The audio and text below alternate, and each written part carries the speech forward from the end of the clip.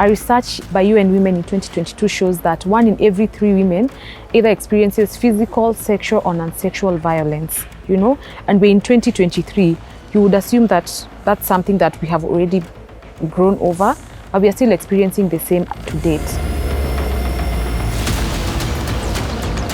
Women do face unique challenges, not to dismiss the challenges that men also face, but also if we were to look at it from a gender perspective, women tend to have higher cases or report higher cases of sexual harassment or harassment in general and assault, whether it is physical assault, whether it's online assault. And so if we're able to put this into perspective, part of the reason why this training is structured for women is to be able to recognize some of the challenges that also impact on their work. And one of the goals of the training is to really equip them with skills and knowledge on how to navigate some of these challenges so that they feel well prepared and not having to quit something that they love doing prematurely.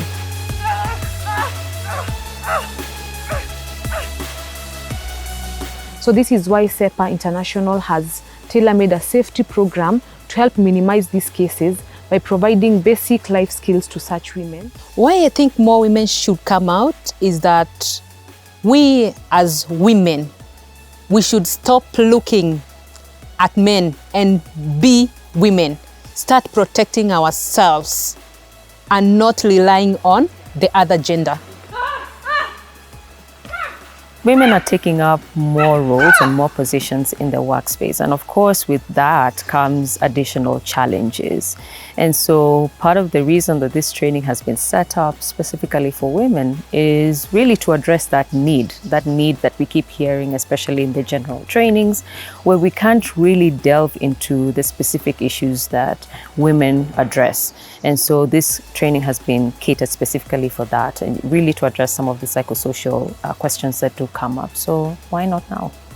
Emergencies don't have gender, so first aid can be taught to either men or women.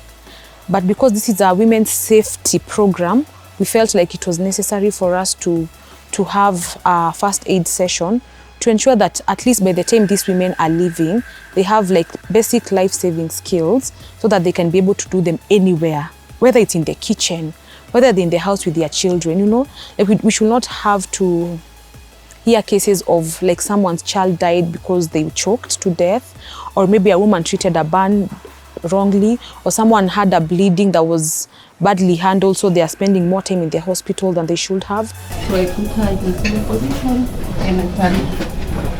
So one of the most important thing that when you're doing first aid, you should always ask yourself is what could kill this person first, okay?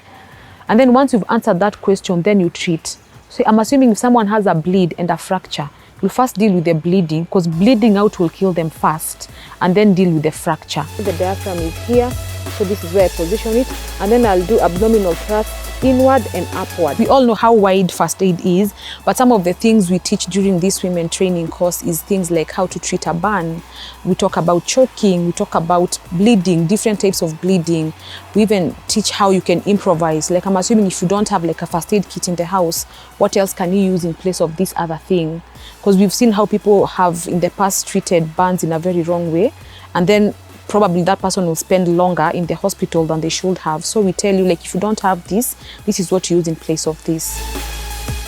In previous trainings where we focused a lot on stress, on trauma, burnout, and resilience building, one of the common factors that usually is addressed by women is how to set boundaries.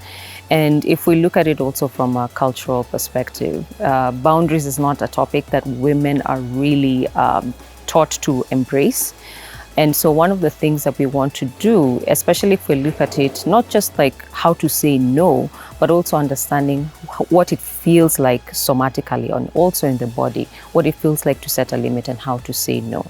So part of the training is really focused a lot on understanding that from a somatic or a body-based perspective, where we teach women to understand what does it feel like in their body. And so we try to do illustrations where we, kind of create like different types of boundaries where they can begin to understand like how does that really feel for them, and what are some of the messages that they've carried internally that makes it difficult for them to set those boundaries, so that even when they start to understand, like, this is something that really impacts on my agency, then they start to understand, like, how, are these messages that I still want to continuously carry moving forward.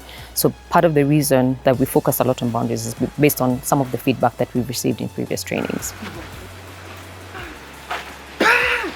What I teach them is the simplest techniques, because not every woman is trained. So I just give them simple techniques to maybe to use on the streets if you are attacked. If you're a woman, you have to walk confidently. If you walk like you are scared of everyone will know you are vulnerable. But if you're confident and you walk like, even if you're not trained, you just walk like you are strong. Most women are always scared. They're always grabbing on their purses while walking, maybe in town, or they'll just be walking and looking everywhere. You have to walk like it's like you know what you are doing. At SEPAR International, we are copers, and we are hoping that as women come and interact with us for those few days or hours, they'll be able to also live as copers, meaning they're able to cope with any or most situations that come their way and able to actually come out triumphantly. You know, we as women have been the minority of victims for a long time, and we feel like that should not be the case. And I feel like if you're able to cope, then it means you're able to survive a situation and come out as a coper and not a victim. I think it's important to recognize that women in the workspace bring valuable insights. And so one of the things that is important to recognize that the spaces are there for you.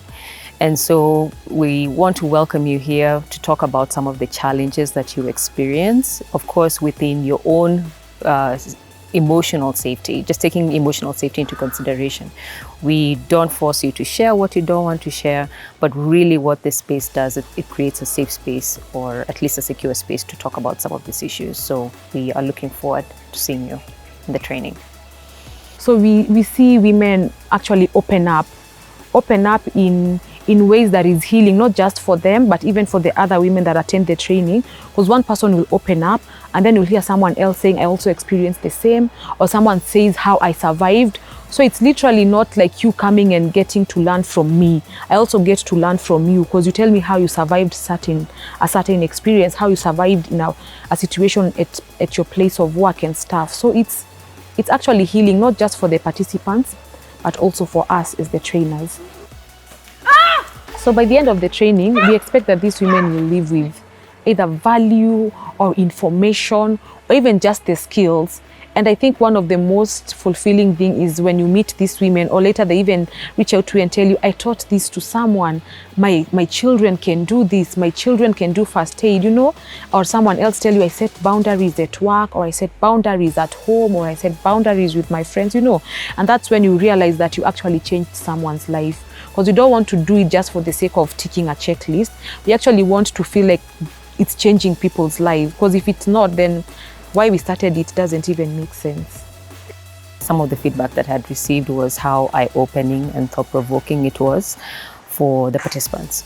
And so it's like some of the questions that came up in the conversation after the training was like, oh, surprisingly how much some of the cultural messages that they hold, and what exactly is really limiting them from setting those boundaries.